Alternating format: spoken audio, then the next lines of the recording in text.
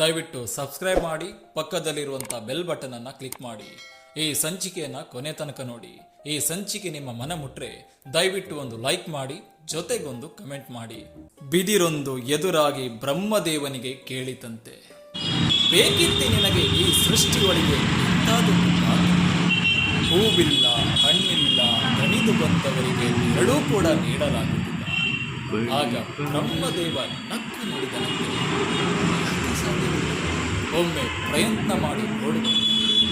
ಬಿದಿರು ಹಠ ಹಿಡಿದು ಬೆಳೆಯಿತಂತೆ, ಕೃಷ್ಣನ ಕೈಯಲ್ಲಿನ ಕೊಳಲಾಯಿತಂತೆ, ಮಗುವಿನ ತೂಗುವ ತೊಟ್ಟಿಲಾಯಿತಂತೆ, ಸುಮಂಗಲಿಯರಿಗೆ ಬಾಗಿನ ನೀಡುವ ಮರವಾಯಿತಂತೆ, ಬಡವನ ಮನೆಗೆ ನೆರಳಾಯಿತಂತೆ, ಬಟ್ಟೆ ಒಣಗಿಸುವ ಕೋಲಾಯಿತಂತೆ, ಬಿದಿರಿನ ಬುಟ್ಟಿಯಾಯಿತಂತೆ, ಕೊನೆಗೆ ಶವ ಎತ್ತಲು ಆಧಾರವಾಯಿತಂತೆ, ಮನುಷ್ಯನಿಗೆ ಒಂದು ದುಡ್ಡು ಹೇಳಿದಂತೆ.